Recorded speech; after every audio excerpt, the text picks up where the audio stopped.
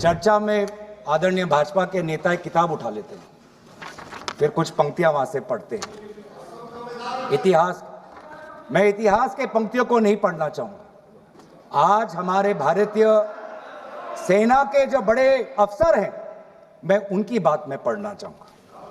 दुख की बात तो यह है सर कि ये वो बातें हैं जिन्हें हमें भारत के अंदर सुनना चाहिए था, लेकिन अगर पहली बार हमने सीडीएस को सुना तो हमने सिंगापुर में सुना, श्रृंगला डायलॉग में।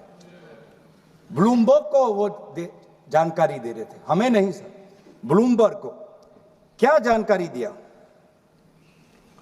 मैं पूरा पढ़ लेता हूं विदाउट एडिटिंग।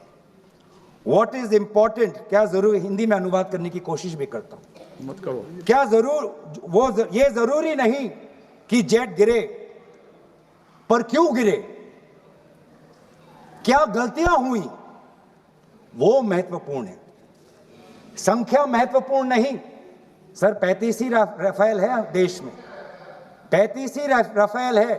अगर उनमें से कुछ गिरे भी तो देखिए सर, मुझे तो लगता है कि बहुत बड़ी क्षति हुई।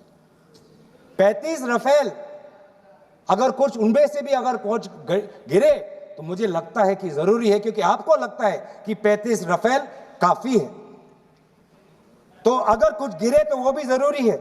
और उन्होंने उसके बाद ये कहा कि ये बात अच्छी है कि हमने अपनी गलतियों को समझा, उसको सुधरा, और 2 दिन बाद हमने अपने जेट को उड़ाए और दूर से हमने आक्रमण किया। सर, ये मैं थोड़ी जानकारी चाहूंगा।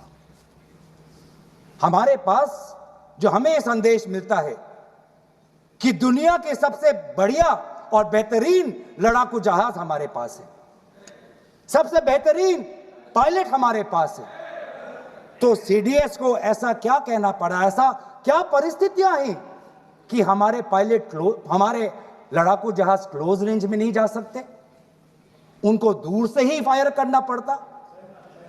ये क्या है, ये क्या पाबंदी है, ये क्या पाबंदी है कि सीडीएस को ये कह रहे हैं कि हमारे लड़ाकू जहाज ने पहले दिन गलतियां की, गलतियां हमने सुधारी और दूर से हमने आक्रमण किया।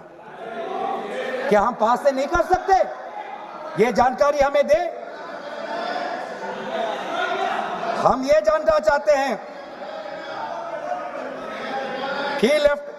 कि lieutenant general Rahul R Singh ने सदन के अंदर नहीं, सांसदों को नहीं, राजनीतिक दलों के फ्लोर लीडर्स को नहीं, फिक्की में जाके कहा। क्या कहा, उसका भी मैं हिंदी में अनुवाद करता हूं।